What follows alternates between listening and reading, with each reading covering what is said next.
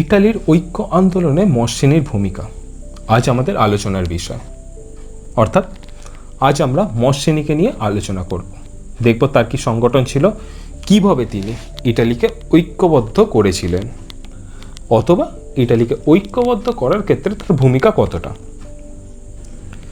ইটালির ঐক্য আন্দোলনের পশ্চাতে কার্বোনারির মতন বিভিন্ন গুপ্ত সমিতি, বিভিন্ন দেশপ্রেমিক, পিডমন সার্ডিনিয়ার মতন বিভিন্ন রাজ্যের বিশিষ্ট অবদান ছিল।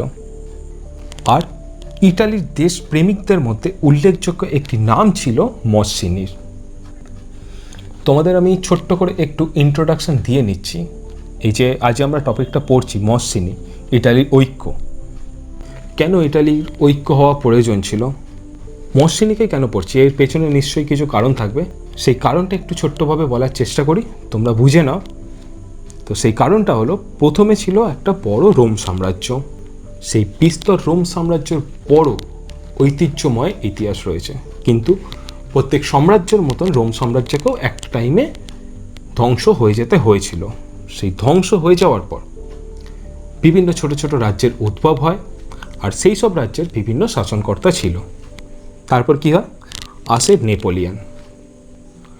নেপোলিয়ান এসে এই সব ছোট ছোট রাজ্যগুলিকে জয় করে নেয়, আর জয় করে নেওয়ার পর এই সব ছোট ছোট রাজ্যগুলিকে তিনটি বড় রাজ্যে কনভার্ট করে দেয়। আর তার পেছনেও নেপোলিয়ানের কারণ ছিল। নেপোলিয়ান এইটা করেছে কারণ কি, ছোট ছোট রাজ্য হলে তার দেখাশোনা করা অসুবিধা হবে, বড় রাজ্য হলে দেখাশোনা করতে সুবিধা হবে।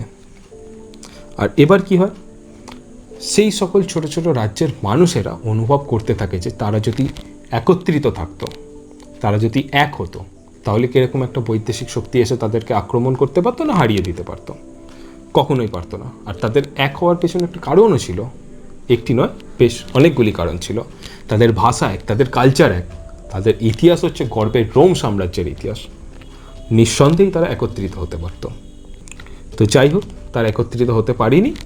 নেপোলিয়ান আসছে, এসে সব কিছু তাদের সাম্রাজ্য জয় করে নিচ্ছে, মোটামুটি তিনটে বড় রাজ্যে তাদের রাজ্যগুলিকে ভাগ করে নিচ্ছে।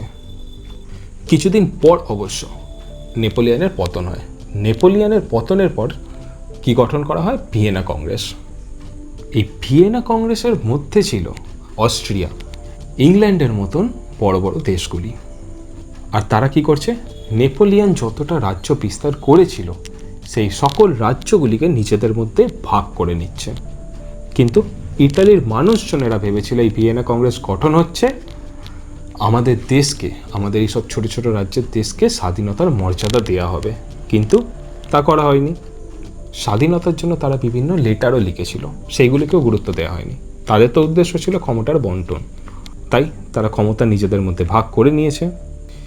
আর এই দিকে কি হয়, মানুষের মধ্যে দেশাত্মবোধ, বিভিন্ন গুপ্ত সংগঠন তৈরি হতে থাকে যে ইটালিকে এক করতে হবে।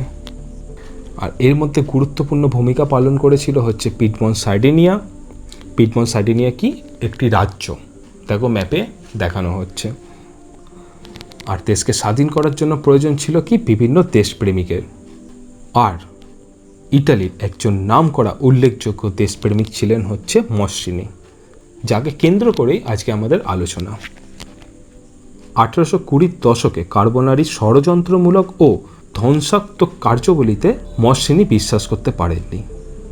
অর্থাৎ তোমাদেরকে একটি কথা বলি যে কার্বোনারিও ছিল একটি গুপ্ত সংগঠন। এখানে ষড়যন্ত্র করে বিভিন্ন ধ্বংসাত্মক কার্যকলাপ করা হতো, সেইটাতে মসসিনি বিশ্বাসী ছিলেন না। তাই মসসিনি ইয়ং ইটালি নামে একটি জাতীয়তাবাদী সমিতির প্রতিষ্ঠা করে, আর একে নবজাগরণের আন্দোলনও বলা হয়। এই ইয়ং ইটালির সদস্য হতে পারতেন ইটালির অধিবাসী 40 বছরের কম বয়সী ইটালিবাসীরাই। অর্থাৎ এর সদস্য হতে গেলে তার বয়স হতে হবে 40 বছরের কম এবং তাকে ইটালিবাসী হতে হবে। এই সঙ্গের মাধ্যমে, অর্থাৎ এই ইয়ং ইটালির মারফত, মসসিনি অক্লান্তভাবে তার নীতি, তার উদ্দেশ্য দেশবাসীর কাছে প্রচার করতে থাকে। মসসিনি তার মাতৃভূমি ইটালিকে মন দিয়ে ভালোবাসতেন, আর সেই জন্যই তার জীবনের মূল উদ্দেশ্য ছিল এই বিভিন্ন বিচ্ছিন্ন ইটালিকে ঐক্যবদ্ধ করা এবং তাকে স্বাধীন করা। তার উদ্দেশ্য ছিল প্রগতিমূলক। ঐক্যবদ্ধ স্বাধীন ইটালিতে তিনি কোনো স্বৈরাচারী রাজতন্ত্র প্রতিষ্ঠা দেখতে চাননি। তিনি স্থাপন করতে চেয়েছিলেন একটি প্রজাতান্ত্রিক দেশ। তবে একটি কথা তোমাদের বলে রাখি যে মসসিনি এটা চাইছে, কিন্তু শেষ অবধি রাজার অধীনে ইটালি ঐক্যবদ্ধ হয়েছিল। পিডমন্ট সার্ডিনিয়ার রাজার অধীনে ইটালি ঐক্যবদ্ধ হয়েছিল। আর এই ঐক্যবদ্ধ করার পেছনে গুরুত্বপূর্ণ ভূমিকা পালন করেছিল হচ্ছে কাভুর। আর ঐক্যবদ্ধ কার আন্ডারে হয়েছিল? ভিক্টর ইমানুয়েল দ্বিতীয়। তো সেই সব বিস্তারিত আলোচনা আমরা ইটালির ইউনিফিকেশন ওই টপিকটিতে করেছি, সেখানে বিস্তারিতভাবে পড়ানো হয়েছে। তোমাদের রিকোয়েস্ট করব তোমরা এই ভিডিওটি দেখার পরে সেই ভিডিওটিও একবার দেখে নিও। তাহলে কী হবে, ইটালি সম্পর্কিত তোমাদের যাবতীয় প্রশ্ন তোমাদের মনে রয়েছে যেগুলো, সেইগুলির সমাধান আমি আশা করি তোমরা সব করে ফেলবে। তবে এখন আসা যাক আমাদের এই টপিকে, মসসিনির টপিকে। দেখা যাক এরপরে কী হচ্ছে। ইটালির স্বাধীনতা অর্জন ও ঐক্য সাধন মসসিনির কাছে এক ধর্মস্বরূপ হয়ে দাঁড়িয়েছিল। আত্মনির্ভরতা ও আত্মত্যাগের আদর্শে তিনি সমগ্র দেশকে উদ্দীপ্ত করে তুলছিলেন। অর্থাৎ তার কথাবার্তার মধ্যে সমস্ত দেশ উদ্দীপ্ত হয়ে উঠছিল, স্বাধীনতার প্রতি উদ্গ্রীব হয়ে উঠছিল। ইয়ং ইটালি আন্দোলনের মধ্যে দিয়ে মসসিনি তার নীতিগুলিকে সকল মানুষের কাছে তুলে ধরছিল। তার নীতিগুলি স্পষ্টভাবে প্রতিফলিত হয়ে উঠছিল। যদিও তিনি প্রথম দিকে কার্বোনারি সদস্য ছিলেন, কিন্তু একথা তিনি দৃঢ়ভাবে বিশ্বাস করতেন যে ষড়যন্ত্র বা বিচ্ছিন্ন বিপ্লব দ্বারা স্বাধীনতা বা জাতীয় ঐক্য অর্জন করা কখনোই সম্ভব নয়। অর্থাৎ বিভিন্ন গুপ্ত অ্যাটাক হয় না, হঠাৎ করে গেলে একটা সংগঠন বোম মেরে দিল, উড়িয়ে দিল, অথবা বিপ্লবী কার্যকলাপ করলো, কোন একটি স্থান ধ্বংস করে দিল, কিছু মানুষকে হত্যা করলো। এই সবের মাধ্যমে স্বাধীনতা বা জাতীয় ঐক্য অর্জন করা সম্ভব নয়, এইটা বিশ্বাস করতেন মসসিনি।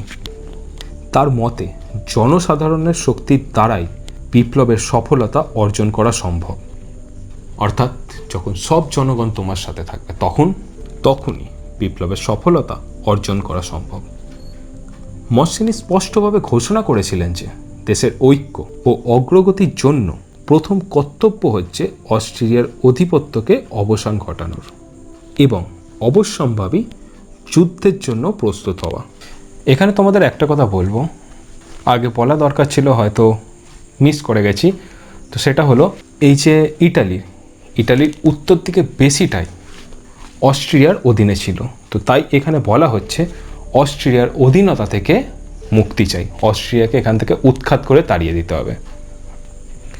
মসসিনি বলতেন যুব শক্তিকে আত্মনির্ভরশীল হওয়ার কথা এবং নিজ শক্তি দ্বারা অস্ট্রিয়াকে বিতাড়িত করার কথা। পরমুখাপেক্ষী হওয়া মসসিনির নীতি বিরুদ্ধ ছিল। অর্থাৎ অন্যের ওপর ভরসা করব না, নিজের দেশের স্বাধীনতা নিজেরাই করাবো। মসসিনি বলতেন never rise in any other name than that of all Italy.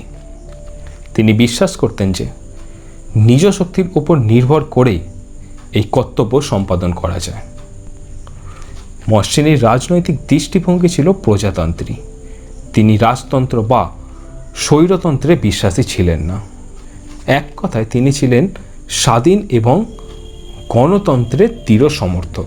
অর্থাৎ ইটালিকে তিনি স্বাধীন করে গণতন্ত্র প্রতিষ্ঠা করতে চেয়েছিলেন। মসসিনির এই উদ্দেশ্য নীতি সমস্ত দেশকে, বিশেষ করে যুব শক্তিকে নবপ্রেরণায় অনুপ্রাণিত করেছিল। অত্যাচার, অবিচার, কারাবাস প্রভৃতিকে ভয় না পেয়ে বহু মানুষ ইয়ং ইটালির সদস্য হয় এবং সমস্ত দেশব্যাপী এই শক্তিশালী আন্দোলনের সৃষ্টি হয়। 1830 ও 1848 খ্রিস্টাব্দের গণবিপ্লব মসসিনির পরিচালিত যুবশক্তির সংঘবদ্ধ প্রচেষ্টায় সম্ভব হয়েছিল। দক্ষিণ ইটালির নেপলস এবং সিসিলি অভিমুখে বিখ্যাত অভিযানের ক্ষেত্র তিনি প্রস্তুত করেছিলেন। এখানে আরেকটি বিষয় তোমাদের বলি যে দক্ষিণ ইটালিতে নেপলস এবং সিসিলি এটিও ছিল একটি রাজ্য। এইখানে বারবান রাজবংশ রাজ করত এবং শেষে এটিকেও জয় করা হয় এবং জয় করে ইটালির সঙ্গে যুক্ত করে দেওয়া হয়। আর এটাকে শেষে জয় করেছিল হচ্ছে গ্যারিবল্ডি। সেই ইতিহাস আমরা ইউনিফিকেশনে আলোচনা করেছি, কিন্তু এখানে টপিক হলো মসসিনি। আর আলোচনা করতে করতে এখন আমরা শেষ পর্যায়ে চলে এসেছি। তো তাই এবার আমরা দেখে নেব এই মসসিনির ঐক্য আন্দোলন কেন ব্যর্থ হয়েছিল, ব্যর্থ হওয়ার পেছনেও তো কিছু কারণ থাকবে। তো সেইগুলি এবার আমরা একটু দেখে নেব। মসসেনি ছিলেন একজন আদর্শবাদী। বাস্তববাদী নেতার গুণাগুণ না থাকার ফলে তিনি পরিস্থিতিকে নিজ আয়ত্তে আনতে পারেননি। প্রজাতন্ত্রে বিশ্বাসী হওয়ার ফলে রাজতন্ত্রের সমর্থক দল ও সম্প্রদায়গুলি তার বিরোধিতা করে। অর্থাৎ বিভিন্ন ছোট ছোট রাজ্য ছিল, সেখানে অনেক রাজা ছিল, অনেকে চাইতো যে রাজার আন্ডারে ইটালি এক হোক। আর সেরকমই একটি রাজ্য ছিল হচ্ছে পিডমন্ট সার্ডিনিয়া, যার নেতৃত্বে ইটালি এক হয়েছিল। আর এখানে কি হচ্ছে, এখানে হচ্ছে মসসেনি কি চাইছে, গণতন্ত্র প্রতিষ্ঠা হোক। রাজা কি চাইবে যে তার রাজত্ব চলে যাক, গণতন্ত্র প্রতিষ্ঠা হোক? তো রাজা চাইতো না। তো সেই কারণেই এখানে রাজারা মসসেনিকে সাপোর্ট করেনি। এছাড়াও বৈদেশিক সাহায্য নীতি গ্রহণ না করে মসসেনি রাজনৈতিক অদূরদর্শিতার পরিচয় দিয়েছিলেন। কারণ ইটালির পক্ষে প্রবল শক্তিমান অস্ট্রিয়ার সামরিক ক্ষমতা বিপর্যস্ত করা সম্ভব ছিল না। একটি বিষয় তোমরা দেখো, অস্ট্রিয়া হচ্ছে একটা প্রচুর বড় দেশ, তার তুলনায় ইটালি অনেক ছোট্ট। আর বৈদেশিক সাহায্য ছাড়া অস্ট্রিয়াকে এই ইটালি থেকে তাড়ানো সম্ভব ছিল না। কারণ তাড়াতে গেলে কী কী দরকার, ভালো যুদ্ধ কৌশল, সামরিক দিকে ভালো অস্ত্রশস্ত্র, আরও আনুষঙ্গিক অনেক কিছু জিনিসপত্র, অর্থের অনেক প্রয়োজন। আর যেটা বৈদেশিক সাহায্য ছাড়া সম্ভব ছিল না। কিন্তু মসসেনি বৈদেশিক সাহায্য নিতে চাইছিল না। তো এটা একটা তার অদূরদর্শিতাই ছিল। কিন্তু সম্পূর্ণ আলোচনার পরে কয়েকটি কথা অস্বীকার করা যায় না। সমস্ত ইটালিতে এক গভীর হতাশার মধ্যে মসসেনি আশার আলো সঞ্চার করেছিল। প্রত্যেক বিপ্লবের আগে দেশের জনসাধারণের চেতনার নব উন্মেষ সাধন ও মানসিক প্রস্তুতির প্রয়োজন হয়। ইটালির ক্ষেত্রে সে কর্তব্য সম্পূর্ণ করেছিলেন মসসেনি। সমস্ত ইটালিবাসীকে তিনি এক নবচেতনায় উদ্বুদ্ধ করেছিলেন। সকলে এসেছিল সংগ্রামে ঝাঁপ দেওয়ার জন্য। তার আন্দোলন সফল না হলেও ভবিষ্যৎ ইটালি গঠনের আন্দোলনের পথ তিনি সুগম করেছিলেন। বিভিন্ন রাজনৈতিক ব্যক্তিত্ব তার মতবাদকে খাটো করে দেখলেও সমস্ত বিরুদ্ধ সমালোচনাকে উপেক্ষা করে মসসেনি আজ ইতিহাসে অমর হয়ে রয়েছেন। আমি দেবজ্যোতি পণ্ডিত, এতক্ষণ ছিলাম তোমাদের সাথে।